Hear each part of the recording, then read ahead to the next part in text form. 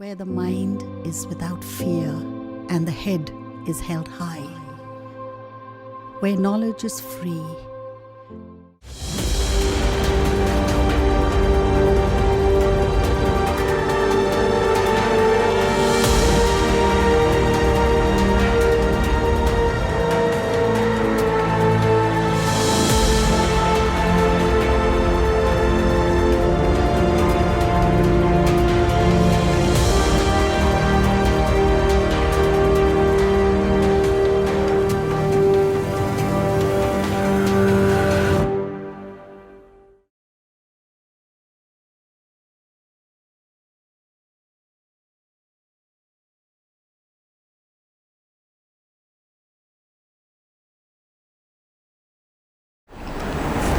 নমস্কার, আশা করি ছাত্রছাত্রী সবাই ভালো আছো।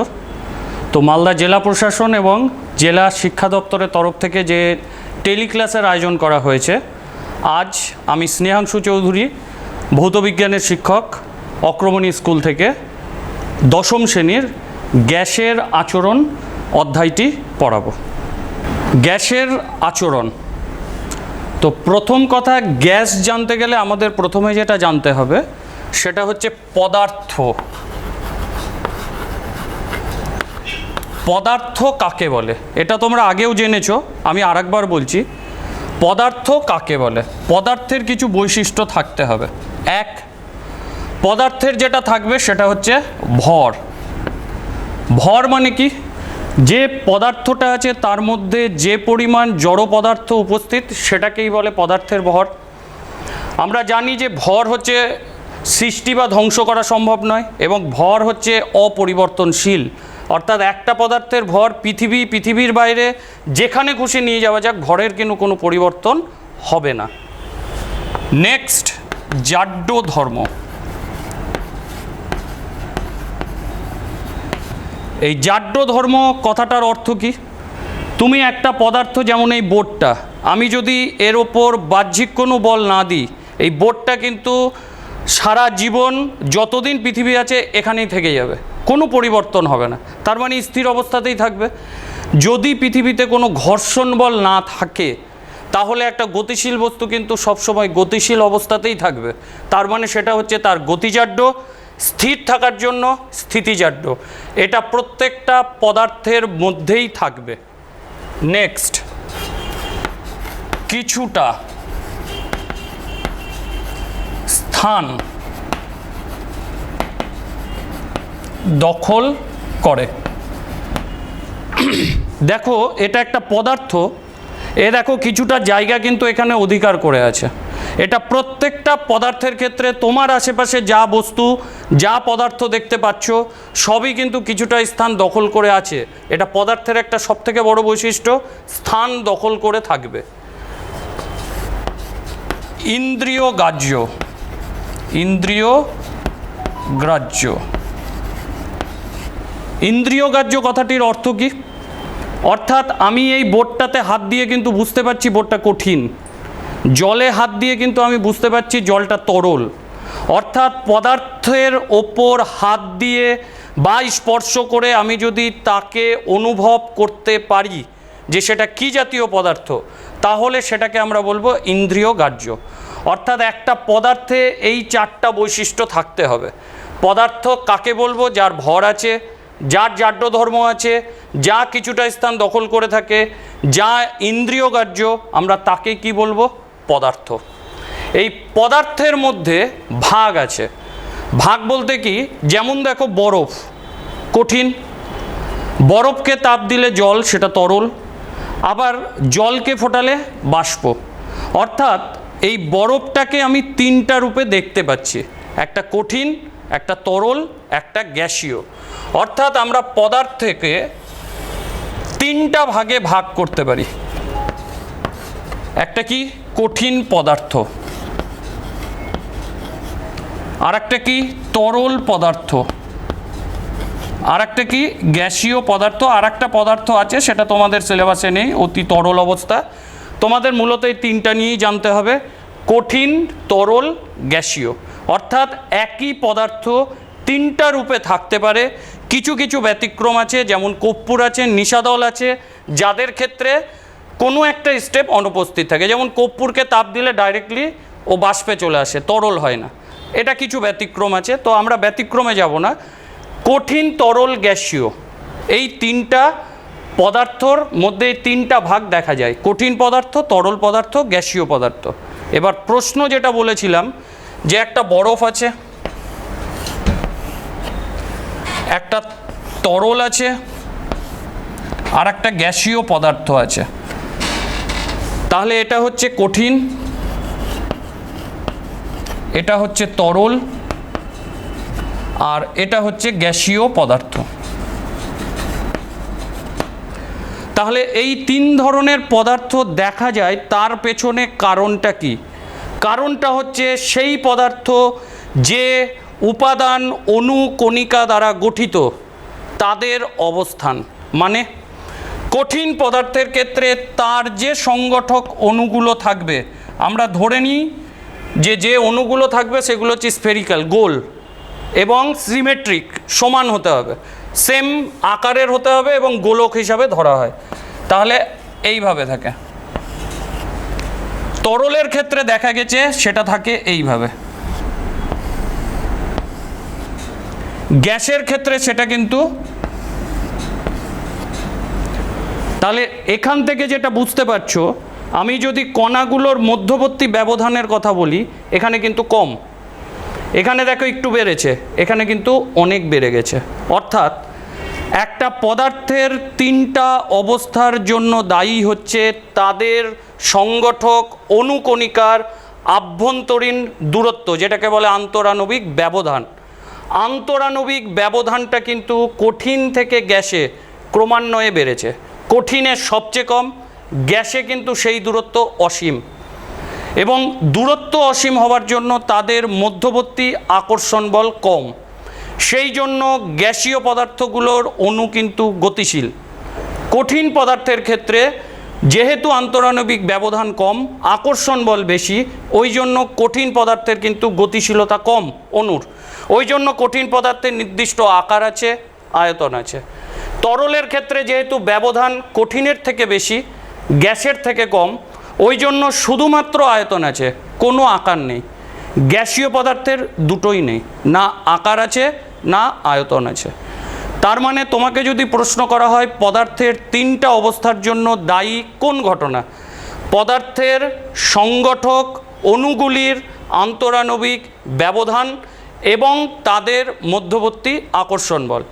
ব্যবধান কম, আকর্ষণ বেশি কঠিন পদার্থ, ব্যবধান অসীম, আকর্ষণ খুব কম গ্যাসীয় পদার্থ।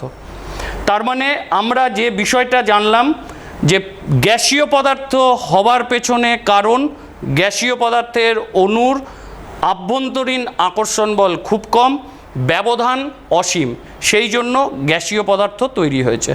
তাহলে আমাদের যেহেতু সিলেবাস গ্যাসের আচরণ, ওই জন্য আমরা এখন যে বিষয়টা নিয়ে আলোচনা করব সেটা হচ্ছে গ্যাসীয় পদার্থ নিয়ে। তাহলে আমি এখানে শুধু ওই কারণটা লিখে দিচ্ছি যে গ্যাসীয় পদার্থের কারণ কি, সংগঠক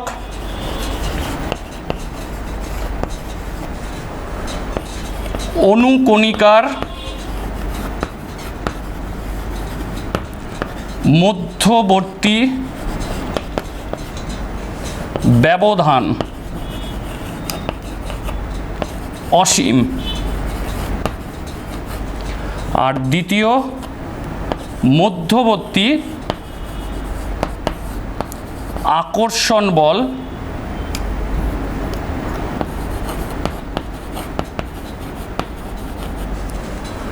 খুব কম।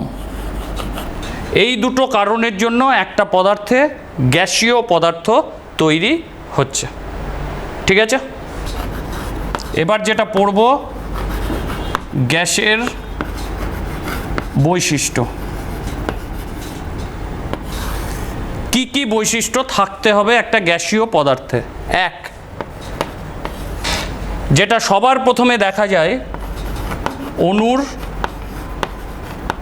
গতি। গ্যাসীয় পদার্থের অণুর গতি কেমন হবে? আমি এখানে একটা তীর চিহ্ন দিয়ে টোটাল ব্যাপারটা দেখাচ্ছি। আণবিক ব্যবধান বেশি, বেশি মানে তীর চিহ্ন ওপরের দিকে দিলাম। আকর্ষণ বল কম, সেটাকে নিচে তীর চিহ্ন দিলাম। তাহলে আণবিক ব্যবধান বেশি, আকর্ষণ বল কম, তাই অণুগুলি স্বতঃস্ফূর্তভাবে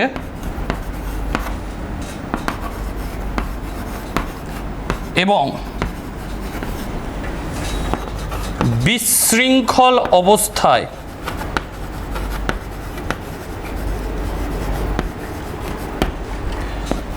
ভিন্ন ভিন্ন বেগে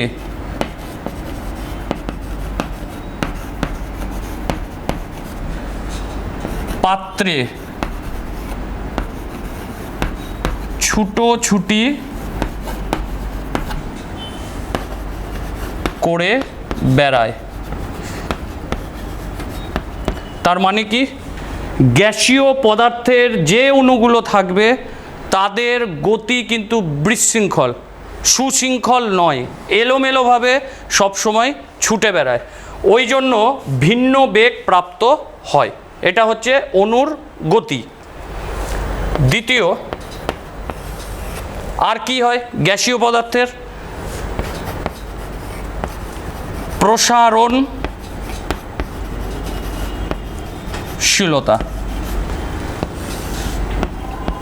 প্রসারণশীলতা বলতে কি, এখান থেকে বলছি আমি শুধু কি হয় সেটা বলে দেব। আণবিক ব্যবধান বেশি, আকর্ষণ বল কম, তার ফলে অণুগুলো বিশৃঙ্খল। তার মানে বিশৃঙ্খল হওয়ার জন্য কি হয়, ও সবসময় ছুটে বেড়ায়। তার মানে আমি যদি কোনো পাত্রে রাখি, ও ছুটোছুটি করার ফলে পাত্রের দেওয়ালে কি করবে, বল প্রয়োগ করবে। তার মানে গ্যাস পাত্রের দেওয়ালে চাপ দিবে, তাহলে চাপ দিলে ওর কী হবে, প্রসারণ। যেমন আমরা বেলুনের ক্ষেত্রে দেখি, বেলুনে ফু দিচ্ছি, যত ফু দিচ্ছি বেলুনটা বাড়ছে, তার মানে ওর ভেতরে যখন গ্যাসটা ঢুকছে, গ্যাসের পরিমাণ বাড়ছে সেটা একটা ব্যাপার, কিন্তু বেলুনটাও ফুলছে। তার মানে গ্যাসীয় পদার্থের প্রসারণশীলতা কথাটার অর্থ অণুর গতি যেহেতু বিশৃঙ্খল, তাই গ্যাসীয় পদার্থকে যে পাত্রে রাখা যাবে সেই পাত্রের আকারই ধারণ করবে। একই পরিমাণ গ্যাসকে বিভিন্ন পাত্রে যদি রাখা যায়, ও বিভিন্ন পাত্রের আকারই কিন্তু ধারণ করবে, মানে সেই আয়তনটা অধিকার করে নেবে। তাহলে প্রসারণশীলতা অণুর বিশৃঙ্খল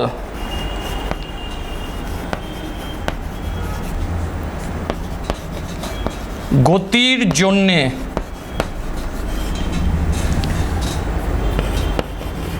গ্যাসীয় পদার্থের অণুগুলি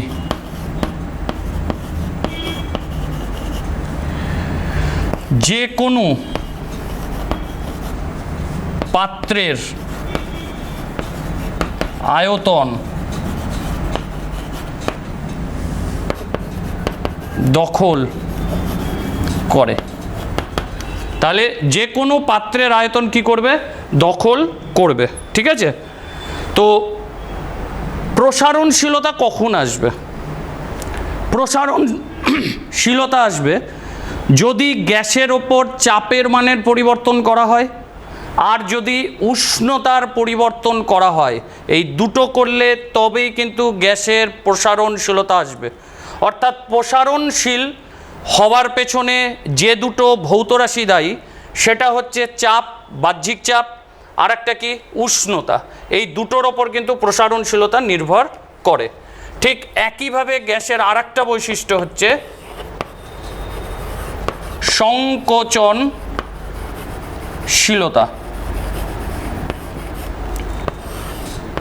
সংকোচনশীলতা বলতে কি, একই জিনিস।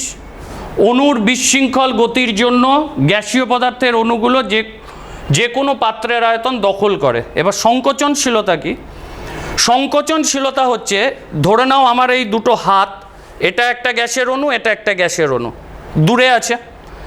এবার আমি কি করলাম, এই দুটো অণুকে বাহ্যিক চাপ দিয়ে কাছাকাছি আনলাম, যেহেতু ব্যবধান বেশি কাছাকাছি আনলাম, মানে এখন অণুগুলো আগে যতটা আয়তন দখল করেছিল চাপ দেওয়ার ফলে ওর কিন্তু আয়তনটা কমে গেল, তার মানে কি হলো, সংকোচন হলো। তার মানে গ্যাসীয় পদার্থ সংনম্যযোগ্য অর্থাৎ সংকোচনশীল, যেহেতু ব্যবধান বেশি ওই জন্য গ্যাসীয় পদার্থের অণুগুলোকে আমরা সংকোচন করতে পারি, অর্থাৎ সংনম্যযোগ্য। তাহলে সংকোচনশীলতা বলতে কি, ব্যবধান বেশি হওয়ার জন্যে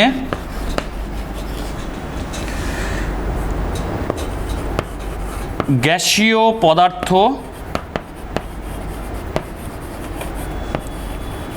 সংনম্যযোগ্য, মানে সংকোচনশীল, যেহেতু ব্যবধান বেশি হওয়ার জন্য। কার মধ্যে, অণুর মধ্যে। অণুর মধ্যে ব্যবধান বেশি হওয়ার জন্য গ্যাসীয় পদার্থ সংনম্যযোগ্য, সংকোচনশীল হয়। যেমন দেখবে বাড়িতে যদি বার্থডে হয়, বার্থডে হওয়ার পর দেখবে বেলুন ফাটানো হয়, বেলুনকে এমনি ফাটে, তার উপর আমরা কি করি, হয় হাত দিয়ে চিপি নাহলে পা দিয়ে চিপি, তার মানে চাপ প্রয়োগ করছি, সংকোচন করছি, তবেই ফাটছে। বা আমি কি করি, যখন বার্থডের সময় ধূপকাঠি, বেলুনে আমি যদি ধূপকাঠি লাগাই ফেটে যায়, সেটা হচ্ছে প্রসারণশীলতা। আর যখন চাপ দিয়ে ওর আয়তনকে সংকোচন করছি সেটা হচ্ছে সংকোচনশীলতা। দুই ক্ষেত্রেই যে দুটো ভৌত রাশি দায়ী সেটা হচ্ছে, একটা হচ্ছে চাপ আর একটা হচ্ছে উষ্ণতা। চাপ এবং উষ্ণতার সাহায্যে গ্যাসীয় পদার্থের প্রসারণ করা যায়, গ্যাসীয় পদার্থের সংকোচন করা যায়। ঠিক আছে, নেক্সট 4 নম্বর বৈশিষ্ট্য গ্যাসের, সেটা কি, আকার ও আয়তন। গ্যাসীয় পদার্থের না আকার আছে না নির্দিষ্ট কোনো আয়তন আছে। তার মূল কারণ আন্তরাণবিক ব্যবধান, আন্তরাণবিক আকর্ষণ বল কম। তাই জন্য একটা নির্দিষ্ট আয়তনের গ্যাসকে বা নির্দিষ্ট পরিমাণের একটা গ্যাসকে আমি যে কোনো পাত্রে যদি রাখি, ও সেই পাত্রেই নিজের আয়তনটা নিয়ে নেবে, সমগ্র পাত্রের আয়তনটাই ও নিয়ে নেবে। তার মানে কি, ও যে পাত্রে রাখবো সেই পাত্র, তাহলে নির্দিষ্ট আকার নেই, নির্দিষ্ট আয়তন নেই। তাহলে আকার বা আয়তন আন্তর আণবিক ব্যবধান বেশি হওয়ায়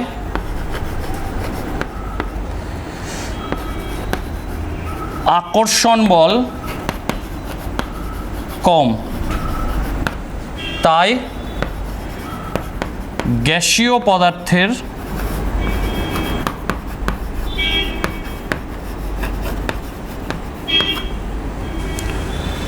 নির্দিষ্ট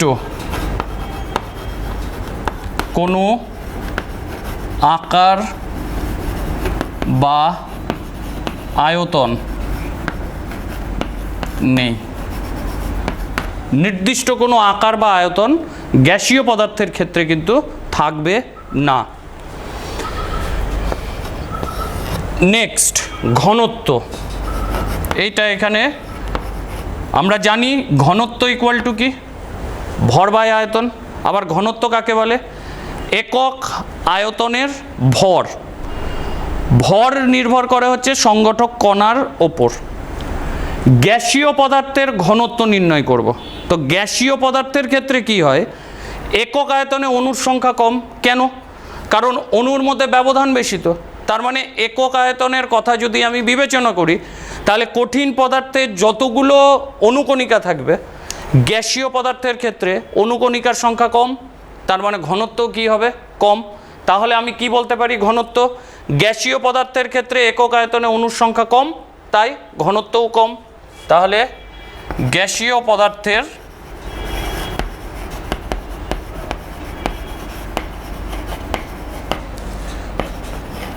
একক আয়তনে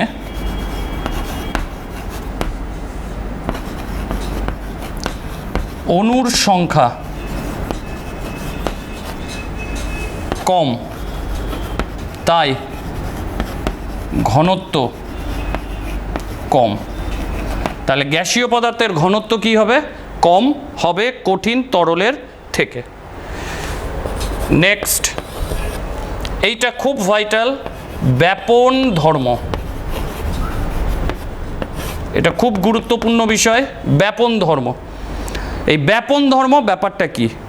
ধরে নাও, তোমাকে একটা উদাহরণ দিচ্ছি, তোমাদের স্কুলে যখন যাচ্ছ সেখানে প্রার্থনা লাইন হচ্ছে, তো যখন শুরু হয় প্রার্থনা দেখবে তখন ছাত্র সংখ্যা কিন্তু কম থাকে, সময়ের সাথে সাথে বাড়তে থাকে। প্রার্থনা শুরু হলো তখন ছাত্র বাড়ছে, তো প্রথম দিকে তোমরা কি করো, একটু গ্যাপে গ্যাপে দাঁড়াও। যখনই ছাত্র বাড়ছে তোমাদের ওই গ্যাপে এসে কেউ একজন ঢুকে যাচ্ছে, দিয়ে ঘনত্বটা কী হচ্ছে? বাড়ছে। মানে আমি কি বোঝাতে চাইছি, গ্যাসীয় পদার্থের অণুর মধ্যে ব্যবধান কিন্তু বেশি। এই ব্যবধান বেশি হওয়ার ফলে অন্য কোনো গ্যাসীয় পদার্থের কণা এই গ্যাপে এসে কিন্তু ঢুকে যাবে, যেহেতু ব্যবধান বেশি। তার ফলে কি হয়, এই রকম একাধিক গ্যাসীয় পদার্থের কণা যখন এর মাঝখানের জায়গাটা দখল করবে, একটা সমসত্ব মিশ্রণ তৈরি হবে। শর্ত একটাই, ওখানেও শর্ত একটাই, 9-এর যদি লাইন থাকে 9 ঢুকবে, দশম শ্রেণীর লাইন থাকলে দশম শ্রেণীর ছাত্রই ঢুকবে। কারণ যখন লাইন করা হয় সেইভাবেই লাইন করা হয়, তার মানে 5-এর ছেলে এসে কিন্তু দশম শ্রেণীর লাইনে ঢুকবে না। অর্থাৎ এই ব্যাপন ধর্মটা তখনই প্রযোজ্য হবে যদি সেই গ্যাসগুলো নিজেদের মধ্যে রাসায়নিক বিক্রিয়া না করে। অর্থাৎ রাসায়নিক বিক্রিয়া যদি করে দেয় তাহলে কিন্তু আমরা ব্যাপন ধর্ম পাবো না। কীরকম? করে দেখবে, বাড়িতেও করে দেখবে, অবশ্য দেখেওছো।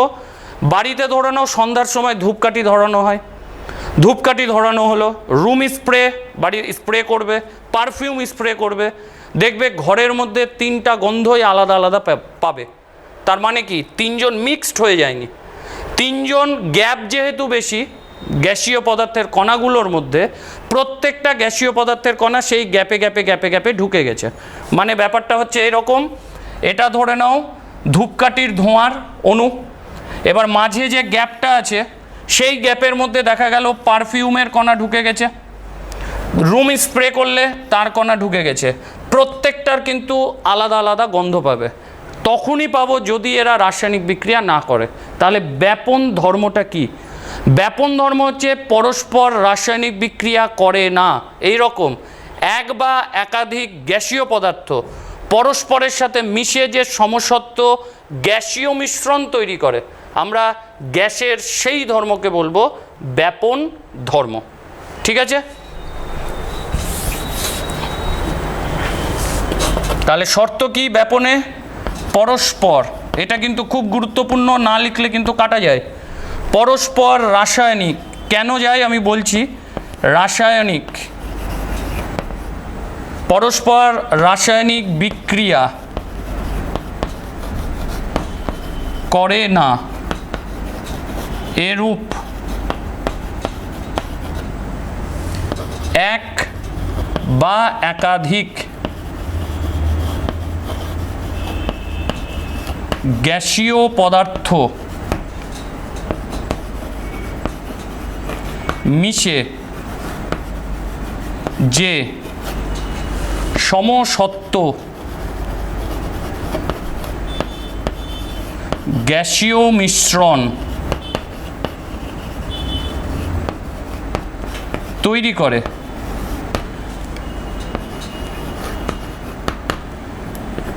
গ্যাসের সেই ধর্মকে ব্যাপন ধর্ম বলে।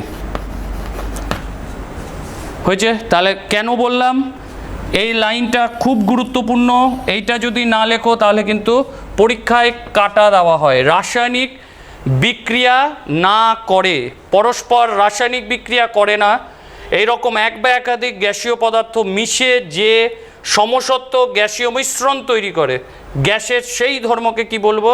ব্যাপন ধর্ম। কেন? ধরে নাও তোমাকে আমি বললাম অ্যামোনিয়া গ্যাস দিয়েছি, তার মধ্যে আমি HCl মিশিয়ে দিয়েছি। আমরা জানি অ্যামোনিয়ার ঝাঁঝালো গন্ধ আছে, তো যখন আমি এই দুটোকে একসাথে মিশিয়ে দেবো আমি কিন্তু আর ঝাঁঝালো গন্ধ পাবো না। কেন? এরা দুজন রাসায়নিক বিক্রিয়া করে অ্যামোনিয়াম ক্লোরাইড তৈরি করে দেয়। এটা কিন্তু সলিড, তার মানে গ্যাস থেকে সলিড, তার মানে রাসায়নিক বিক্রিয়া করে ও কী করেছে? Ammonium chloride. তার মানে এর ক্ষেত্রে আমি কিন্তু কখনোই ব্যাপন ধর্ম পাবো না। তাহলে ব্যাপন ধর্ম হতে গেলে অবশ্যই রাসায়নিক বিক্রিয়া যেন না করে, এটা কিন্তু মাথাতে রাখবে। রাসায়নিক বিক্রিয়া করলে ব্যাপন ধর্ম আমরা কিন্তু পাবো না। ঠিক আছে, এবার চাপ পড়ব। কার চাপ? গ্যাসের চাপ। যেহেতু অণুগুলো গতিশীল, এই গতিশীল হওয়ার ফলে কি হয়েছে? ওরা পাত্রের মধ্যে ছুটোছুটি করে বেড়াচ্ছে। তাহলে পাত্রের একক ক্ষেত্রফলের ওপর গ্যাস লম্বভাবে যে বল প্রয়োগ করছে তাকেই বলে গ্যাসের চাপ। তাহলে গ্যাসের চাপ মানে আমি একটা বেলুনে ফু দিচ্ছি, বেলুনটা কি অসীম পর্যন্ত ফুলবে? কখনোই না। ওই বেলুনটা সর্বোচ্চ যতটা ফুলতে পারে ফুলবে, তারপরে আমি যদি আরও ওর মধ্যে গ্যাস প্রবেশ করায় বেলুনটা কিন্তু ফেটে যাবে। তার মানে কি?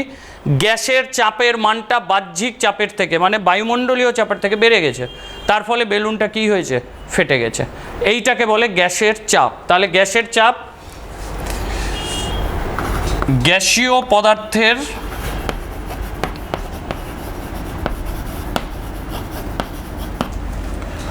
অণুগুলির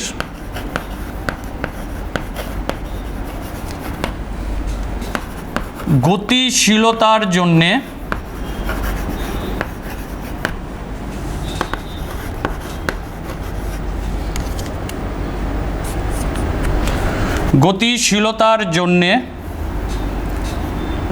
কোনো পাত্রের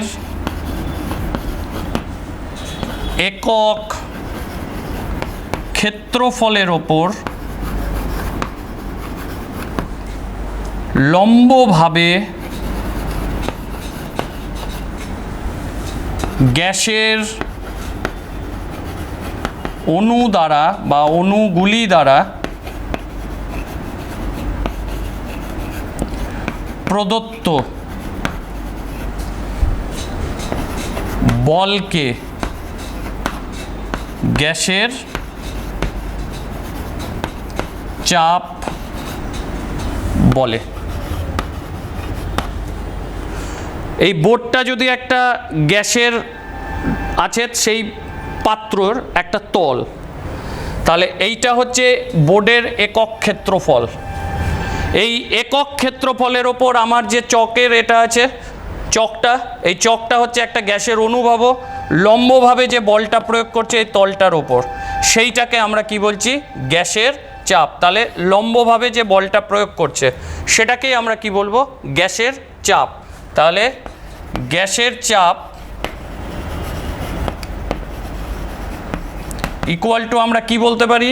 একক ক্ষেত্রফলের ওপর প্রযুক্ত লম্বভাবে বল, তার মানে বল বাই ক্ষেত্রফল।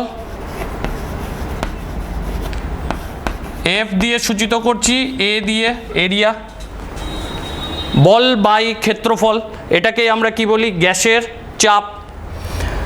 তো আমরা এর এককগুলো জানবো। সিজিএস, সিজিএসে চাপের একক কি? তাহলে চাপ ইকুয়াল টু বল মানে হচ্ছে ডাইন সিজিএসে, আর ক্ষেত্রফল সেন্টিমিটার স্কোয়ার, নিচ থেকে উপরে উঠছে, তাহলে ডাইন পার সেমি বা cm to the power -2, dyne per cm square বলতে পারি বা ডাইন সেমি -2। এসআই পদ্ধতি চাপের একক। তাহলে বল আমরা পড়েছি নিউটন দিয়ে প্রকাশ করা হয়, এন, আর ক্ষেত্রফল মানে metre square, metre inverse -2, metre -2। তাহলে সিজিএসএ হচ্ছে ডাইন সেমি -2, এসআই হচ্ছে নিউটন মিটার -2। আমি কিন্তু এই দুটোকে অল্টারনেট করতে পারি, মানে চেঞ্জ করতে পারি। এটাকে আর একটা নামে ডাকা হয় পাস্কাল, এটাকে পাস্কালও বলে। তাহলে আমি বলতে পারি pascal equal to 1 newton per metre square. আবার 1 নিউটন পার মিটার স্কোয়ার, তার মানে 1 নিউটন, 1 নিউটন মানে কি 10⁵ ডাইন মিটার স্কোয়ার। মিটার থেকে যদি আমি সেন্টিমিটার -2 এ যাই, তার মানে তাকে কত দিয়ে গুণ করব? মিটারকে গুণ করতে হবে মিটার স্কোয়ার, তার মানে 100 স্কোয়ার সেন্টিমিটার স্কোয়ার হলো। তার মানে আমার কত আসবে এখান থেকে যদি যোগ বিয়োগ করি? 10⁴ 5, তাহলে 10 ডাইন পার সেমি স্কোয়ার। এইটা হচ্ছে পাস্কাল আর ডাইনের মধ্যে সম্পর্ক। তাহলে সিজিএসে চাপের একক ডাইন সেমি -2, এসআইতে নিউটন মিটার -2 বা পাস্কেল। পাস্কাল হচ্ছে 1 নিউটন মিটার স্কোয়ার, 1 নিউটন মানে 10⁵ ডাইন, 9এই পড়েছো। মিটারকে সেন্টিমিটার, মিটার তাহলে 1000, 100, মিটার থেকে সেন্টিমিটার 100, যেহেতু স্কোয়ার আছে স্কোয়ার, সেন্টিমিটার স্কোয়ার হলো। যখন আমরা এটাকে ইনভার্স করলাম 10 ডাইন পার সেমি স্কোয়ার হলো। আচ্ছা, আরও কিছু আমাদের, এইগুলো তো আমাদের সিজিএস এসআই একক। তাছাড়াও আমাদের গ্যাসের চাপ পরিমাপের জন্য কিছু একক আছে যেগুলো ব্যবহার করা হয়, যেমন প্রমাণ বায়ুমণ্ডলীয় চাপ, তাহলে সেটা হচ্ছে এটিএম। আর কি চাপের একক? বার, টর, এইসব এককগুলো আমরা কিন্তু ব্যবহার করি। এটিএম, বার, টর এগুলো চাপেরই একক, এইগুলোও দেখবে ব্যবহার করা হয়। এগুলো হচ্ছে নন এসআই একক, এই জন্য এগুলো এটিএম, বার, টর বলা হয়। যেমন 1 এটিএম, 1 এটিএম মানে হচ্ছে 76 সেন্টিমিটার পারদস্তম্ভের চাপ। এটাও কিন্তু একটা ব্যবহার করা হয়, সেন্টিমিটার এইচজি, মিলিমিটার এইচজি, এটাও কিন্তু চাপের একক পারদের রেসপেক্টে। তাহলে 1 এটিএম 76 সেন্টিমিটার এইচজি হয়েছে। এটাকে যদি মিলিমিটারে কনভার্ট করতে চাই, এমএম এইচজি। এটাকে যদি টরে পরিবর্তন করতে চাই, 760 টর। তাহলে এইগুলো হচ্ছে তোমাদের কনভার্সনগুলো বলা হচ্ছে। একটা থেকে যখন আর একটা কনভার্সন করা হবে, তখন কিন্তু আমরা এইভাবেই কনভার্সনগুলো করব। ঠিক আছে, নেক্সট, এটা তো গেল গ্যাসের চাপ। গ্যাসের চাপের সাথে আমরা যখন গ্যাসের কিছু অঙ্ক করব, সেক্ষেত্রে কিন্তু আমরা প্রমাণ বায়ুমণ্ডলীয় চাপের কথা বলবো। প্রমাণ বায়ুমণ্ডলীয় চাপের একটা মান আছে, আমি সেইটা ক্যালকুলেশনটা দেখাচ্ছি যে প্রমাণ বায়ুমণ্ডলীয় চাপের মান কিভাবে নির্ণয় করা হয়। তাহলে প্রমাণ বায়ুমণ্ডলীয় চাপ ইকুয়াল টু প্রমাণ বায়ুমণ্ডলীয় চাপ। আমরা কি জানি? 9-এ পড়েছো, তরলের ক্ষেত্রে পড়েছো, তরলের অভ্যন্তরে কোনো বিন্দুতে তরলের চাপ এইচডিজি।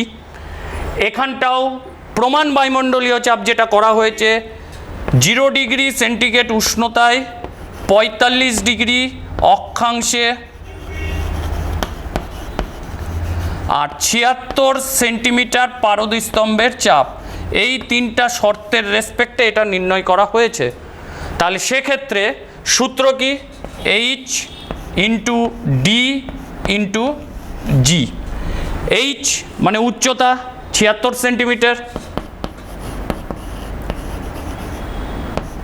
ডি, ডি মানে হচ্ছে ডেনসিটি, কার? পারদের, 13.596 গ্রাম পার সিসি মানে সেন্টিমিটার -3।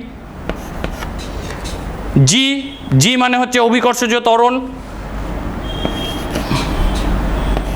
981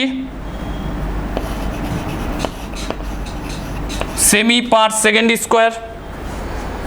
এই টোটালটাকে আমরা যদি ক্যালকুলেট করি, ক্যালকুলেট করলে আমরা যে মানটা পাবো 1.013 ইন্টু 10⁶ ডাইন পার সেমি স্কোয়ার হয়েছে। এইটাকে যদি আমি নিউটনে মানে এসআই এককে কনভার্ট করতে চাই, এটা সিজিএস একক, তাহলে জাস্ট এখান থেকে আমি চেঞ্জ করে দিলেই হয়ে যাবে 1.013 10⁵ নিউটন মিটার স্কোয়ার, এটা এসআইতে মান। এইটা হচ্ছে আমাদের প্রমাণ বায়ুমণ্ডলীয় চাপের মান, এই ফর্মুলার সাহায্যে নির্ণয় করা হয়। তোমাদের দরকার হচ্ছে মানগুলো, এই মানগুলোকে তোমরা মুখস্থ করে রাখবে। এই প্রত্যেকটা মান তোমরা মুখস্থ করে রাখবে, কনভার্সনের সময় তোমাদেরকে দেওয়া হবে। এবার যেটা করব, এই যে গ্যাসের চাপ, এবার গ্যাসের চাপের মান কত? 9-এ তোমরা পড়েছো যে বায়ুমণ্ডলীয় চাপ পরিমাপের জন্য আমরা যেটা ব্যবহার করি সেটা হচ্ছে ব্যারোমিটার। তাহলে গ্যাসের চাপের মান নির্ণয় করব কোন যন্ত্র দিয়ে? গ্যাসের চাপ বলতে কি, একটা আবদ্ধ পাত্রে আবদ্ধ গ্যাসের চাপ, সেটাকে আমরা পরিমাপ করব। তার জন্য আমরা যেটা ব্যবহার করি ম্যানোমিটার। ম্যানোমিটার, এই ম্যানোমিটারটা কি? ম্যানোমিটারটা হচ্ছে দুটো অসমান দৈর্ঘ্যের নল, ইউ নল, অসমান দৈর্ঘ্যের। মানে কি রকম দেখতে?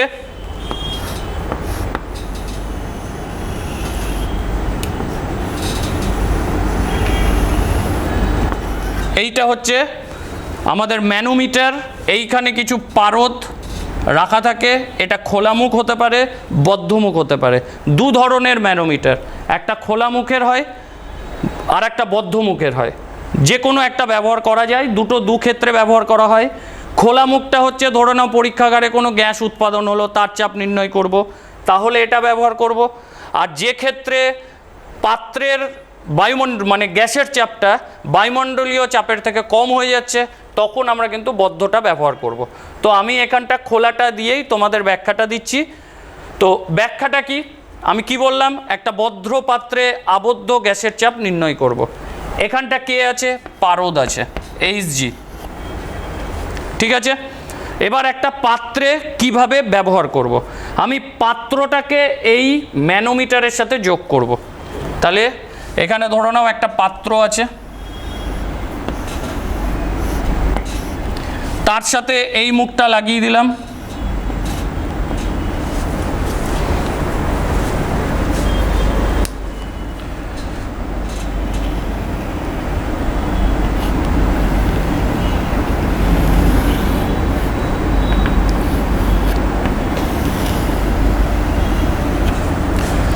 এখানে কে আছে? পারদ আছে। এটা হচ্ছে পাত্র যেখানে গ্যাসের চাপ পিজি। এইখানে যেহেতু খোলা, তাহলে বায়ুমণ্ডলীয় চাপ PA। এইখানে কে? পারদ আছে, HG। এবার আমরা কি দেখব, শর্তগুলো কি দেখব? প্রথম ক্ষেত্র হচ্ছে, দেখো এই পাত্রটা আমি যখন এই নলের সাথে যুক্ত করলাম, যুক্ত করে শর্ত কি কি হতে পারে? 1 নাম্বার, আমি দেখলাম পারদ যে দুটো অসমান নলে যে পারদটা আছে তার লেভেলটা একই আছে। তার মানে এর ওপর যতটা চাপ দিচ্ছে, এও ঠিক এর ওপর ততটাই চাপ দিচ্ছে। তার মানে এই পাত্রের গ্যাসের চাপ প্রমাণ বায়ুমণ্ডলীয় চাপ দুটোই কি আছে? সমান আছে। তার মানে PG ইকুয়াল টু PA লিখতে পারবো কখন? যখন পারদের স্তম্ভের উচ্চতা একই দুটি নলে, তখন আমি এটা বলতে পারি। এবার কি হলো, ধরে নাও এবার দ্বিতীয় শর্ত কি হতে পারে? এইটা নেমে গেল আর এই জায়গাটা উঠে গেল। তার মানে এদিক থেকে পারদটা নেমেছে আর এদিকে পারদটা উঠে গেছে। তার মানে বুঝতে হবে এই পাত্রে গ্যাসের যে চাপ আছে সেটা প্রমাণ বায়ুমণ্ডলীয় চাপের থেকে বেশি আছে, তার ফলে ও কী করেছে, ঠেলে পারদটাকে এই দিকে উঠিয়ে দিয়েছে। তার মানে এই দিকের চাপ বেশি, এই দিকের চাপ কম। তার মানে আমি বলতে পারি পিজি ইকুয়াল টু পিএ হবে, হবে না। কখন সমান হবে, কতটা পারদ উঠেছে, এটা আমি ধরলাম এইচ পারদ এদিক থেকে উঠে গেছে, তার সাথে এইচ উচ্চতা বিশিষ্ট পারদের যে চাপ সেটাকে যদি যোগ করে দিই তবেই কিন্তু আমি পেয়ে যাব এই গ্যাসের যে চাপটা সেইটা কত, সেই মানটা পেয়ে যাব।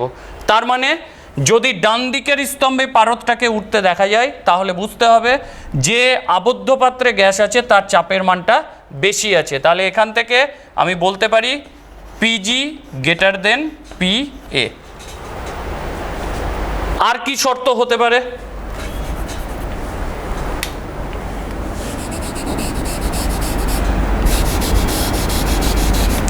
আর একটা শর্ত হচ্ছে এই দিকে দেখা গেল পারদ উঠে গেছে, এই দিকে পারদটা নেমে গেছে,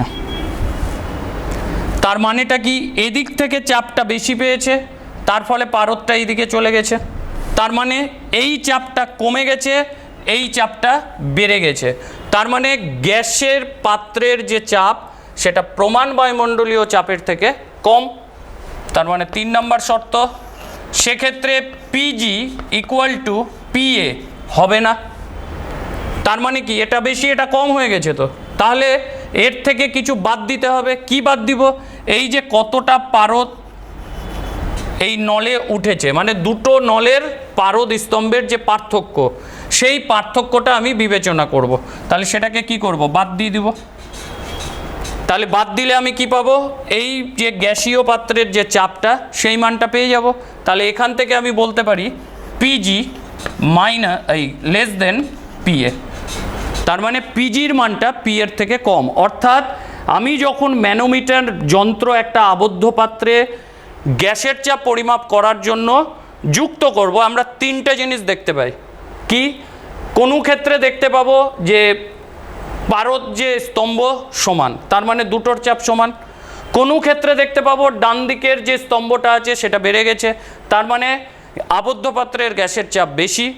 আবার কখনো দেখতে পাবো বাঁ দিকের নলে পারদ স্তম্ভটা উঠে গেছে, তার মানে গ্যাসের যে আবদ্ধ পাত্রটা আছে সেই পাত্রে যে গ্যাসটা আছে তার চাপের মান প্রমাণ বায়ুমণ্ডলীয় চাপের থেকে কম। এই হচ্ছে আমাদের ম্যানোমিটারের ক্যালকুলেশন। এবার আমরা কি বলছি, গ্যাসের ভৌত ধর্ম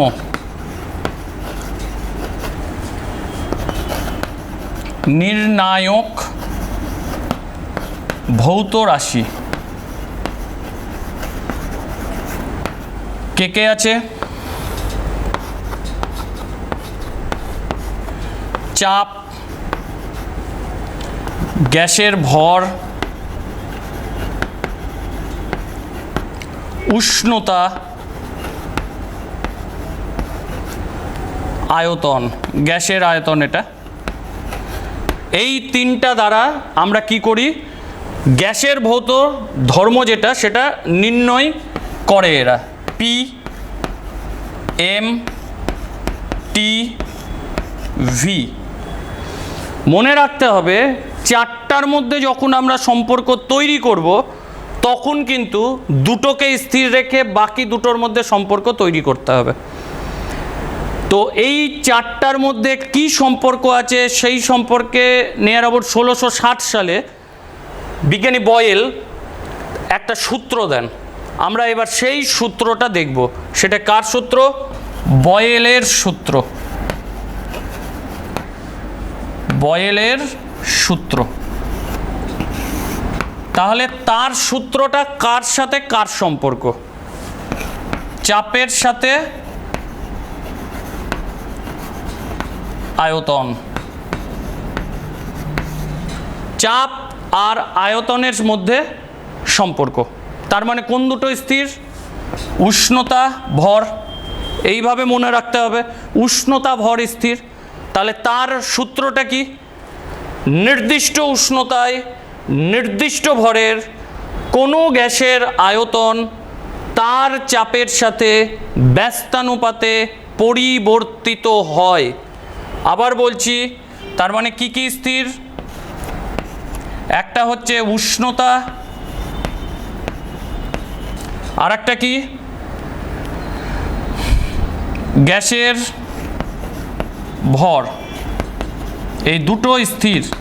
তাহলে আবার বলছি, নির্দিষ্ট উষ্ণতায় নির্দিষ্ট ভরের কোনো গ্যাসের চাপ কোনো গ্যাসের আয়তন তার চাপের সাথে ব্যস্তানুপাতে পরিবর্তিত হয়। অর্থাৎ চাপের সাথে আয়তনের সম্পর্ক ব্যস্তানুপাতিক। অর্থাৎ চাপ বাড়লে আয়তন কমবে, চাপ কমলে আয়তন বাড়বে। এই দুটো কথা খুব ভালো করে মনে রাখবে, কোনটা স্থির? উষ্ণতা এবং ভর। তাহলে নির্দিষ্ট উষ্ণতায় নির্দিষ্ট ভরের কোনো গ্যাসের আয়তন তার চাপের সাথে ব্যস্তানুপাতে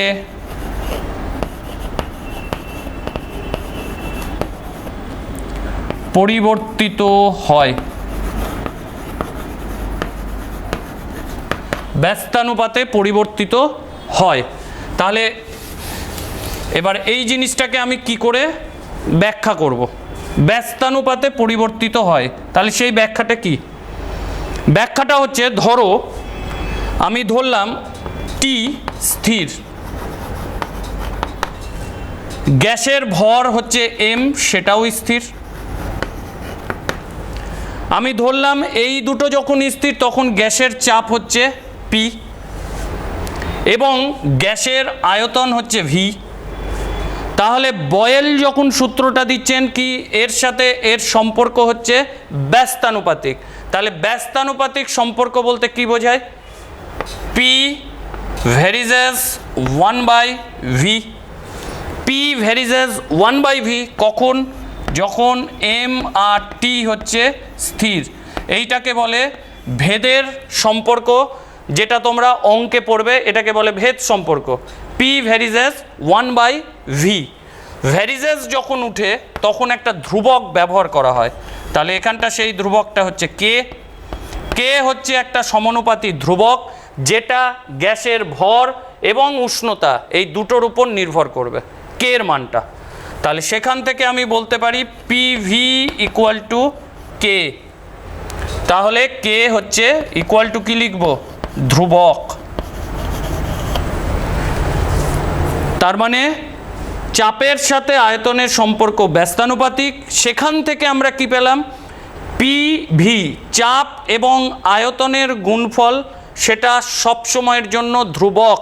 পি এবং ভি এর মান যাই হোক না কেন, গুণফলটা কিন্তু সব সময়ের জন্য ধ্রুবক হবে।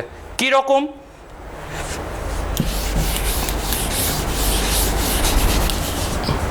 আমি তিনটা পাত্র নিচ্ছি, পিস্টনযুক্ত পাত্র।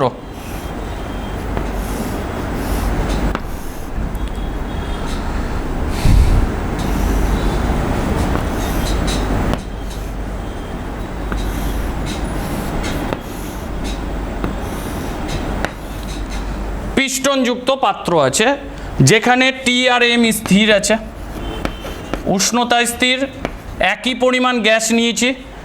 শুধু আমি কি করেছি, প্রথম ক্ষেত্রে এটা পি চাপ, এটা ভি আয়তন। নেক্সট এই ক্ষেত্রে চাপ হচ্ছে p/2,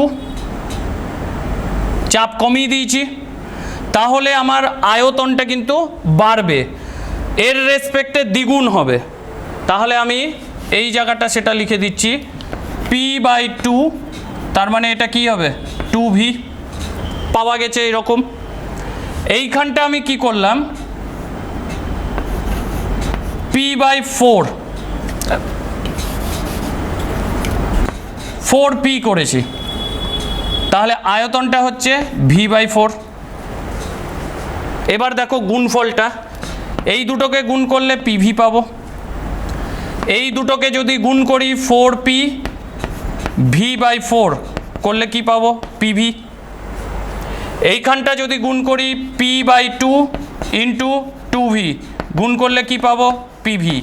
তার মানে দেখো চাপের মান পরিবর্তন করেছি, আয়তন পরিবর্তন হয়েছে, কিন্তু চাপ এবং আয়তনের গুণফল প্রতি ক্ষেত্রেই একই আছে। ওই জন্য বলা হয় P1 V1 equal to P2 V2 equal to P3 V3 equal to ধ্রুবক। মানে নির্দিষ্ট উষ্ণতায় নির্দিষ্ট ভরের কোনো গ্যাসের চাপ যদি P1 P2 P3 পরিবর্তিত হয়, আয়তন P1 এর জন্য V1, P2 এর জন্য V2, P3 এর জন্য V3 যদি হয়, তাহলে P1 এর সাথে V1 এর গুণফল, P2 এর সাথে V2 এর গুণফল, P3 এর সাথে V3 এর গুণফল সব সময় একই হবে, অর্থাৎ ধ্রুবক থাকবে। এটা হচ্ছে আমাদের কি বয়েলের সূত্রের ব্যাখ্যা। ঠিক আছে, বয়েলের সূত্রের থেকে আমরা যেটা জানলাম সেটা হচ্ছে চাপ এবং আয়তন পরস্পরের সাথে ব্যস্তানুপাতিক সম্পর্ক। বাস্তবে আমাদের কি কোনো উদাহরণ দেখতে পাই? অবশ্যই। দেখবে জলের মধ্যে যে বুদবুদটা উঠছে, দেখবে নিচে ছোট, যত উপরে উঠছে আস্তে আস্তে বড় হয়ে ফেটে যায়। কেন? আমরা জানি যে তরলের গভীরতা যত বাড়ে চাপ বাড়ে, তাহলে চাপ বাড়লে বুদবুদ মানে কি একটা গ্যাস, সেইটা হচ্ছে বুদবুদ। তাহলে চাপ বেশি আয়তন কম, বুদবুদ ছোট। যত উপরে উঠছে চাপ কমছে আয়তন বাড়ছে, চাপ কমছে আয়তন বাড়ছে, উপরে এসে চাপ একেবারেই শূন্য হয়ে যাচ্ছে, তখন বুদবুদটা এত আয়তন বেড়ে যাচ্ছে, ফেটে যাচ্ছে। তার মানে এটা কিন্তু আমাদের বাস্তবে উদাহরণ দেখা যায় বুদবুদ যখন উঠছে। কিন্তু বেলুন যখন ফুটাচ্ছি, ফুলিয়ে দিচ্ছি, তখন কিন্তু দেখো মিলবে না। ফু দিচ্ছি, চাপ দিচ্ছি, আয়তন কমার কথা, আয়তন বেড়ে যাচ্ছে। পাম্পার দিয়ে আমি যখন সাইকেলের টিউবে পাম্প দিচ্ছি মানে চাপ দিচ্ছি, চাপ দিচ্ছি তো আয়তন বেড়ে যাচ্ছে, টিউবটা তো ফুলে যাচ্ছে। তাহলে তো বয়েলের সূত্র প্রযোজ্য হচ্ছে না। আসলে এখানে কি ঘটনা ঘটছে? বেলুনে যখন আমি ফু দিচ্ছি বা পাম্পারে যখন পাম্পার দিয়ে যখন আমি টিউবে পাম্প দিচ্ছি, দুই ক্ষেত্রেই সবসময় কি আমি ভরটাকে স্থির রাখছি? কখনো বেশি কখনো কম, কখনো বেশি কখনো কম। তাহলে এই যে কম বেশি করছি মানে ভরটা স্থির থাকছে না। আর ভর স্থির না থাকার জন্য আমার কি হচ্ছে? ভর স্থির না থাকার জন্য সেখানে আমি বয়েলের সূত্র প্রয়োগ করতে পারছি না। অর্থাৎ বয়েলের সূত্র আমরা কিন্তু প্রয়োগ করব তখনই যদি উষ্ণতা এবং ভর স্থির থাকে, তবেই প্রয়োগ করতে পারবো, না হলে কিন্তু প্রয়োগ করা যাবে না। ঠিক আছে, এবার আমরা এটা দেখব লেখচিত্রের মাধ্যমে দেখব।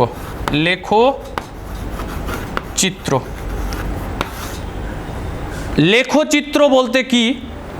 লেখচিত্র বলতে আমি ভি ভার্সেস পি লেখচিত্র আঁকতে চাইছি। ভি ভার্সেস পি, বয়েলের সূত্রে তো এই দুটোর মধ্যেই সম্পর্ক।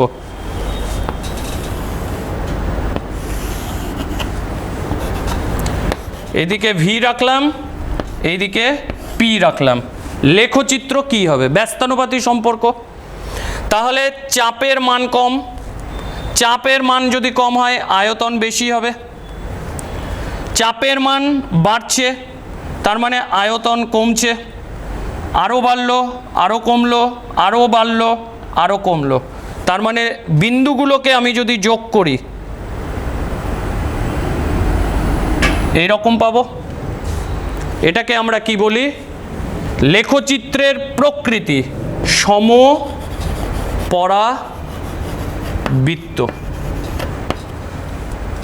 আবার দেখো আমি এখানটা দাগ কেটে দেখাচ্ছি। চাপ কম আয়তন বেশি, চাপ বেশি আয়তন কম, চাপ আরও বাড়লো আয়তন আরও কমলো, চাপ আরও বাড়িয়ে দিলাম আয়তন আরও কমে গেল। তাহলে এইটা হচ্ছে আমাদের ভি ভার্সেস পি লেখচিত্র। আর একটা লেখচিত্র হয় পিভি ভার্সেস পি লেখচিত্র, পিভি ভার্সেস পি।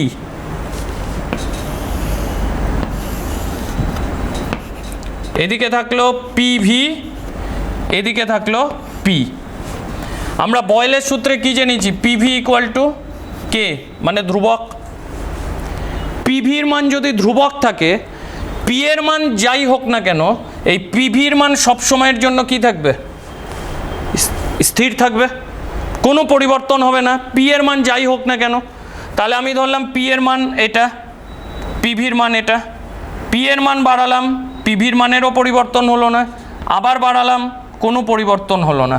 তার মানে সমান্তরাল সরলরেখা পেলাম। কার সাথে? পি অক্ষের সাথে। তাহলে লেখচিত্রের প্রকৃতি কি? পি অক্ষের সমান্তরাল।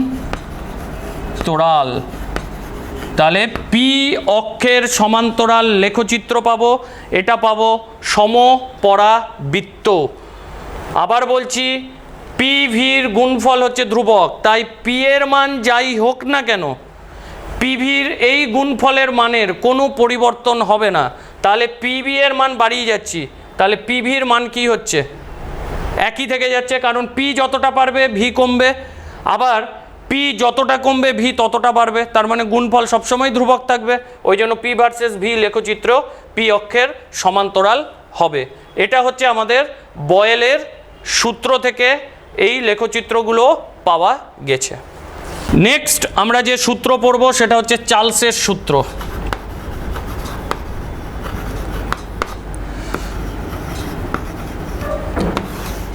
তাহলে সম্পর্ক কি ছিল?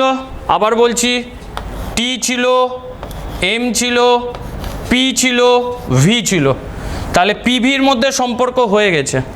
এবার এম আর পিকে স্থির করলাম টি এর সাথে ভি এর সম্পর্ক। তার মানে চার্লসের সূত্র হচ্ছে উষ্ণতা ও আয়তনের মধ্যে সম্পর্ক, আয়তনের মধ্যে সম্পর্ক, এই দুটোর মধ্যে সম্পর্ক, এটা চার্লসের সূত্র। কি রকম? একটা বেলুন, তাকে যখন গরম করবে দেখবে আয়তন বাড়বে, একসময় ফেটে যাবে। আবার সেই বেলুনকে যখন বরফের উপর রাখবে দেখবে বেলুনটা আস্তে আস্তে চুপসে যাচ্ছে। তার মানেটা কি? উষ্ণতা বাড়ালে আয়তন বাড়ে, উষ্ণতা কমলে আয়তন কি হয়? কমে যায়। তাহলে চার্লসের সূত্রটা কি আসলে? চার্লসের সূত্রের ক্ষেত্রে তাহলে ধ্রুবক কে কে থাকবে? একটা হচ্ছে চাপ, আর একটা হচ্ছে এম, গ্যাসের ভর। এই দুটোকে কি রাখতে হবে? স্থির রাখতে হবে। তাহলে চাপ এবং ভর স্থির। তাহলে নির্দিষ্ট চাপে নির্দিষ্ট ভরের কোনো গ্যাসের আয়তন প্রতি 1 ডিগ্রি সেন্টিগ্রেড উষ্ণতা বৃদ্ধি বা হ্রাসে 0 ডিগ্রি সেন্টিগ্রেড উষ্ণতায় ওই গ্যাসের আয়তনের 1/273 অংশ বৃদ্ধি বা হ্রাস পায়। বলছি বলে আবার ব্যাখ্যা দেব। স্থির চাপে নির্দিষ্ট ভরের কোনো গ্যাসের আয়তন প্রতি 1 ডিগ্রি সেন্টিগ্রেড বৃদ্ধি বা হ্রাসের জন্যে 0 ডিগ্রি সেন্টিগ্রেড উষ্ণতায় গ্যাসের যে আয়তন তার 1/273 অংশ বৃদ্ধি বা হ্রাস পায়। 1/273 অংশ বৃদ্ধি বা হ্রাস পায়। মানে আমি যদি প্রতি 1 ডিগ্রি সেন্টিগ্রেড উষ্ণতা বৃদ্ধি বা হ্রাস, প্রতি 1 ডিগ্রি করে উষ্ণতা বাড়াবো, তাহলে গ্যাসের আয়তন বাড়বে। কতটা বাড়বে? 0 ডিগ্রি সেন্টিগ্রেড উষ্ণতায় যে আয়তন হবে তার 1/273 অংশ বৃদ্ধি বা হ্রাস পাবে। তাহলে 1/273 অংশ, এটাকে আমরা কি বলবো? এটাকে বলবো গামা পি, আয়তন গুণাঙ্ক, গ্যাসের আয়তন গুণাঙ্ক। এটা প্রত্যেকটা গ্যাসের ক্ষেত্রে কিন্তু স্থির। আমি যদি এটাকে ক্যালকুলেট করি, কিভাবে করব? ধরে নাও 0 ডিগ্রি সেন্টিগ্রেডে গ্যাসের আয়তন হচ্ছে V0, 0 ডিগ্রিতে গ্যাসের আয়তন V0, আমি 1 ডিগ্রি বৃদ্ধি করলাম, তাহলে 1 ডিগ্রি বৃদ্ধি করলে গ্যাসের আয়তন কত বৃদ্ধি পাবে? 0 ডিগ্রি সেন্টিগ্রেড উষ্ণতায় যে আয়তন তার 1/273 এতটা বৃদ্ধি পাবে। তাহলে 1 ডিগ্রি সেন্টিগ্রেডে গ্যাসের আয়তন কত? আয়তন 0 ডিগ্রিতে যে আয়তন হবে সেটা তো হবেই, তার সাথে এতটা বৃদ্ধি পেয়েছে, যোগ করে দেব।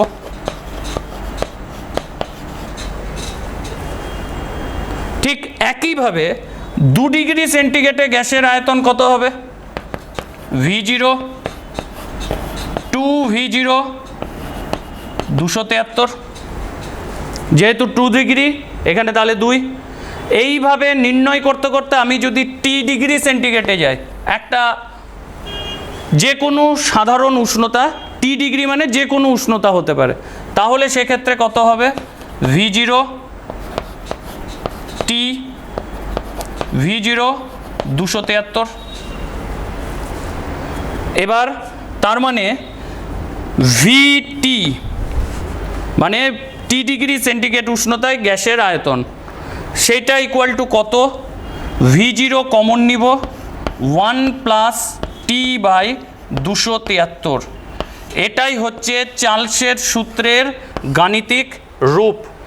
V0 1 + T/273, এটাই হচ্ছে চার্লসের সূত্রের গাণিতিক রূপ। এবং সেখান থেকে যেটা বোঝা যাচ্ছে, V এর সাথে T এর যে সম্পর্ক সেটা কিন্তু সমানুপাতিক, অর্থাৎ T যত বাড়বে V এর মান তত বাড়বে, আর T যত কমবে V এর মানও কিন্তু তত কমতে থাকবে। লেখচিত্র এবার।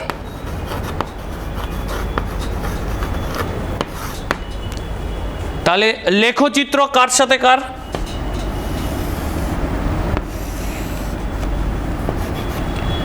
V এর সাথে T,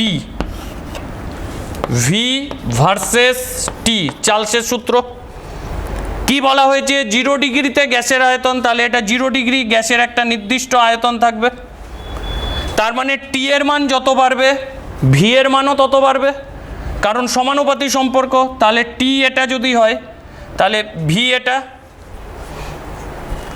T বাড়লো এটা, আবার T বাড়লো V এটা, তাহলে লেখচিত্রটা কি হবে?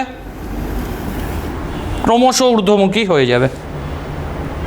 এইটা হচ্ছে চার্লসের সূত্রের লেখচিত্র, ক্রমশ ঊর্ধ্বমুখী উঠতে থাকবে।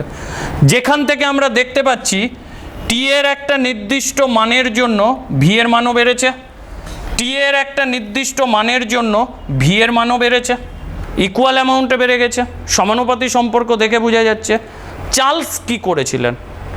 চার্লস এখানে একটা কাজ করেছিলেন, সেটা হচ্ছে তিনি তার যে লেখচিত্রটা আছে সেই লেখচিত্রটাকে তিনি বিপরীত দিকে বর্ধিত করেছিলেন। করলাম, দেখো একটা জায়গায় ছেদ করেছে, তো তিনি 0-র পর থেকে কাউন্ট করে করে এসছেন, এবং এসে তিনি দেখতে পেয়েছেন এই যে জায়গাটা আছে, এই জায়গাটায় দেখো V এর মান কিন্তু কিছু নেই, এবং এখানে একটাই মান আছে, T এর মান আছে। তো T এর মানটা কত? -273 ডিগ্রি সেন্টিগ্রেড। এবং এই গ্রাফটা থেকে তিনি তার যে সমীকরণটা দিয়েছিলেন, মনে করো VT লিখেছিলাম, সেখানে লিখছি -273 ডিগ্রি সেন্টিগ্রেড V0 1 + T এর জায়গায় কত? 273, নিচে কত ছিল? 273, T/273 ছিল, T এর জায়গায় মান বসিয়ে দিলাম, কাটলো।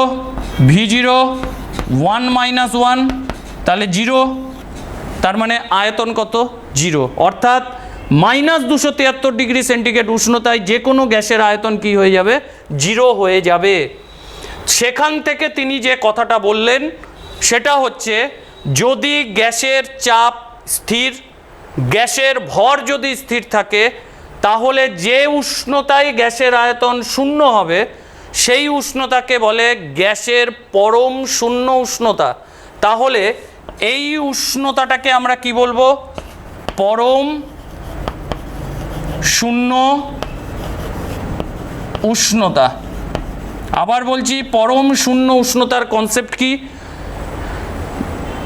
নির্দিষ্ট চাপ এবং নির্দিষ্ট ভরের কোনো গ্যাসের আয়তন যে উষ্ণতায় 0 হয়ে যায় সেই উষ্ণতাকে পরম শূন্য উষ্ণতা বলা হয়। এই পরম শূন্য উষ্ণতা, পরম কথাটার অর্থ কি, শূন্য কথাটার অর্থ কি? পরম মানে স্থির, অর্থাৎ এই উষ্ণতার নিচে আর কোনো উষ্ণতার কনসেপ্ট থাকতেই পারে না। কেন? এর নিচে যদি আরও যায়, তাহলে এর থেকে কম উষ্ণতায় যদি যায়, গ্যাসের আয়তন 0-র পর কী হবে? নেগেটিভ। গ্যাসের আয়তন নেগেটিভ হতে পারে? কখনোই হতে পারে না। ওই জন্য এর থেকে কম উষ্ণতার কনসেপ্ট হতেই পারে না। অর্থাৎ আমাদের এখানটা সব থেকে বা সর্বনিম্ন যে উষ্ণতা সেটা হচ্ছে এটা। এই জন্য এটাকে বলা হচ্ছে পরম, কারণ এই উষ্ণতার নিচে আয়তনটা নেগেটিভ হবে, যেটা বাস্তবে কখনো হয় না। আয়তন নেগেটিভ হয় না। 0 কেন? দেখো গ্যাসের আয়তন কি 0। আবার কি আয়তন 0 মানে গ্যাসের গতিশক্তি, যে গতিশীলতা, সেটাও 0। সেই জন্য 0 কথাটা ব্যবহার করেছেন। তাহলে পরম শূন্য উষ্ণতা এই কনসেপ্টটা কিন্তু আসলে কে দিয়েছেন? চার্লস। এইটা ম্যাথামেটিক্যাল ক্যালকুলেশন, এইটা গ্রাফিক্যাল রিপ্রেজেন্টেশন। তিনি গ্রাফ থেকে মান পেয়ে সেটাকে পুট করে দেখিয়েছিলেন 0 হয়, কিন্তু বাস্তবে কি সেটা সম্ভব? কেন? বাস্তবে আমরা জানি যে কোনো পদার্থের উষ্ণতা যদি কমিয়ে দিই তাহলে সেটা হয় তরল, না হলে কঠিন হবে। আর আমি চার্লসের সূত্র দিয়ে কার আচরণ বিচার করছি? গ্যাস। তরল বা কঠিনের ক্ষেত্রে চার্লসের সূত্র প্রয়োগ করা যায় না। তার মানে পরম শূন্য উষ্ণতা, আমি যে কথাটা বলছি, সেই পরম শূন্য উষ্ণতায় আমি যখন নিয়ে যাচ্ছি, তাহলে নিয়ে যাচ্ছি মানে তার কি হচ্ছে? তার কি হচ্ছে? নিয়ে যাওয়ার অর্থ হচ্ছে আমি তাকে তরল বা কঠিনে পরিণত করছি। তার মানে তার ক্ষেত্রে চার্লসের সূত্র প্রয়োগ হবে না। আবার বলছেন আয়তন 0।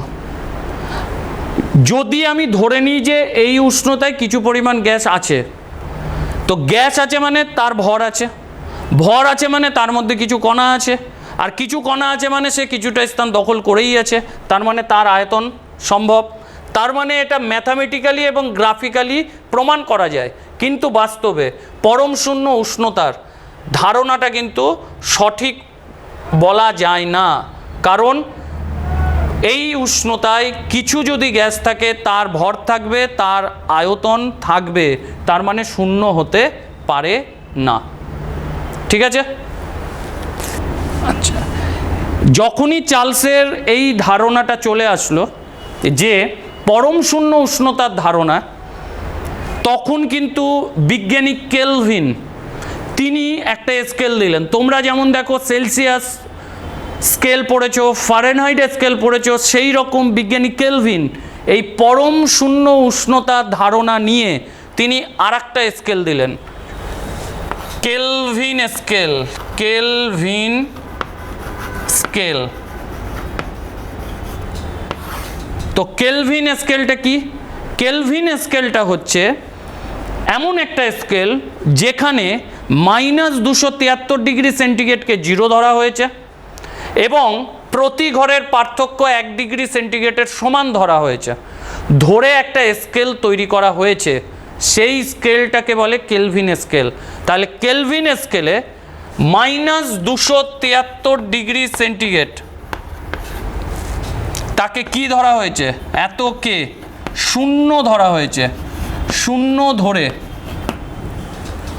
প্রতি ঘরের পার্থক্য, প্রতি ঘরের পার্থক্য 1 ডিগ্রি সেন্টিগ্রেডের সমান ধরে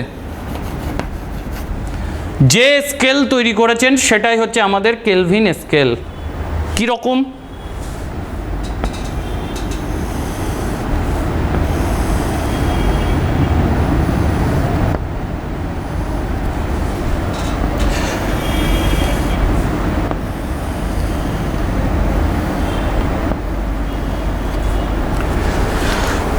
তো এইটা ধরে নাও কেলভিন,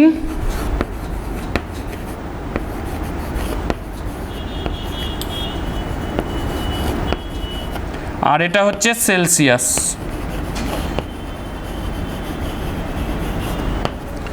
দুটো স্কেল। তাহলে এইটা এখানে দাগ দিলাম, এখানে একটা দাগ দিলাম, এখানে একটা দাগ দিলাম, হয়েছে? এইটা হচ্ছে কেলভিন স্কেলের 0। তাহলে সেলসিয়াস স্কেলের কত? -273 ডিগ্রি সেন্টিগ্রেড। এবার এর হচ্ছে 0, তাহলে এর কত? 273 কেলভিন কে। এখানে 100 ডিগ্রি সেন্টিগ্রেড, এখানে 373 কেলভিন। কেলভিন স্কেলের ক্ষেত্রে আমরা যে মানগুলো লিখব, যেমন degree centigrade, degree Fahrenheit, Kelvin স্কেলের যে মানগুলো থাকবে তাকে এ বা কে দিয়ে সূচিত করা হবে। ডিগ্রি সেন্টিগ্রেড ছোট হাতের টি, কেলভিন স্কেলের যে মানটা থাকবে তাকে বড় হাতের টি দিয়ে আমরা সূচিত করব। আবার বলছি, কেলভিন স্কেলের মানকে প্রকাশ করা হবে এ বা কে দিয়ে, এবং উষ্ণতাটাকে প্রকাশ করা হবে টি দিয়ে। বড় হাতের টি মানে পরম, মানে কেলভিন স্কেলের মানকে বোঝানো হচ্ছে যেটা পরম শূন্য উষ্ণতাকে ধরে করা হয়েছে। এবার এই ছবিটার দিকে দেখো, এর 0 -273, তার মানে -273, 0-র সাথে 273 যোগ করেছি তবেই 0-র সমান হয়েছে। আরও 100 যোগ করেছি, তার মানে 100 ডিগ্রি সেন্টিগ্রেড পেয়েছি। এই ছকটা থেকে কি বুঝতে পারলে? মানে হচ্ছে সেন্টিগ্রেডের যে মানটা আছে তার সাথে আমি যদি 273 যোগ করে দিই তবে আমরা কেলভিন স্কেলের মান পাবো। দেখো, 100-র সাথে 273 যোগ 373, এটার সাথে 273 যোগ দেখো 0। তার মানে আমি বলতে পারি টি ইকুয়াল টু সেন্টিগ্রেড স্কেলের একটা মান টি ডিগ্রি সেন্টিগ্রেড, তার সাথে 273 যদি যোগ করে দিই তাহলে আমরা যে মানটা পাবো সেটাকে বলবো কেলভিন। তার মানে টি ডিগ্রি, পরীক্ষায় প্রশ্ন দেয় টি ডিগ্রি সেন্টিগ্রেডকে কেলভিনে প্রকাশ করো, কেলভিন প্রকাশ করো। তাহলে T equal to T plus 273, পাশে কেলভিনটা লিখে দিবে, তাহলে সেটা কিসে প্রকাশ হলো? কেলভিনে প্রকাশ হলো। আর একটা প্রশ্ন দেয় 30 ডিগ্রি সেন্টিগ্রেড আর 300 কেলভিন কোনটা বড়? কোনটা বড়? বড় বা ছোট আমরা যখন বিচার করব তখন অবশ্যই দুটোকে একই এককে আনতে হবে। হয় এটাকে কেলভিন করো আর না হলে এটাকে সেন্টিগ্রেড করো। তাহলে আমি যদি এটাকে কেলভিন করি তাহলে 30-এর সাথে 273 যোগ করলাম, কেলভিনে কনভার্ট, তাহলে কত হলো? 303 কেলভিন, আর এটা 300 কেলভিন। তাহলে কোনটা বড়? 30 ডিগ্রি সেন্টিগ্রেডটা বড়, 300 কেলভিনটা ছোট, কারণ এটা 303 কেলভিন পাওয়া গেছে। তার মানে সেন্টিগ্রেডে যে মানটা থাকবে তার সাথে 273 যোগ করলে আমরা কি পাবো? কেলভিন স্কেলের মান পাবো। আবার কেলভিন স্কেল থেকে 273 যদি বাদ দিয়ে দিই তাহলে আমরা সেন্টিগ্রেডে মান পাবো। আবার বলছি, সেন্টিগ্রেডের সাথে 273 যোগ কেলভিনে কনভার্ট, কেলভিন থেকে 273 বিয়োগ সেন্টিগ্রেডে কনভার্ট হবে। লাস্ট যেটা বলার, সেন্টিগ্রেড এবং কেলভিন দুটোর মধ্যে কোন স্কেলের মান কখনোই নেগেটিভ হবে না? দেখো, আমরা 9-এ পড়েছি হিমমিশ্র, হিমমিশ্রের উষ্ণতা কত? -23 ডিগ্রি সেন্টিগ্রেড। তার মানে সেলসিয়াস স্কেলের মান নেগেটিভে হতে পারে, ঠিক আছে। কিন্তু কেলভিন স্কেলের মান কি নেগেটিভ হতে পারে? এবার সেইটা দেখব। দেখো কেলভিন স্কেলের মান নেগেটিভ হবে কি না আগে সেইটা দেখব। -273কে 0 ধরেছি, নেগেটিভ করতে গেলে ওর নিচে নামবো, তাহলে ওর নিচে নামলে আয়তন কি হবে? নেগেটিভ হবে। বাস্তবে কি সম্ভব আয়তন নেগেটিভ? তার মানে কেলভিন স্কেলে যদি আমি 0-র নিচে নামি আয়তনটা হয়ে যাবে নেগেটিভ। আয়তন নেগেটিভ হলে কখনোই আমরা কিন্তু সেটাকে বাস্তবে তার কোনো মান পাওয়া যাবে না, কারণ আয়তন কখনো ঋণাত্মক হতে পারে না। তার মানে কেলভিন স্কেলের মান কখনোই ঋণাত্মক হবে না, ধনাত্মক হবে।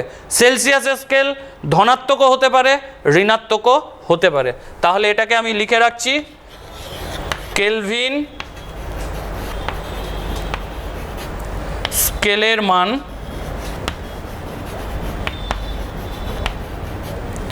সর্বদা ধনাত্মক হবে। এটা সব সময় ধনাত্মক, এটা ধনাত্মকও হতে পারে, ঋণাত্মকও হতে পারে। পরবর্তীতে চার্লস এই কেলভিন স্কেলের সাহায্যে তার দ্বিতীয় সূত্র দিয়েছিলেন।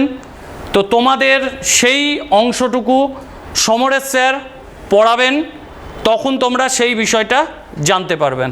তাহলে আজকের মতো এত দূরই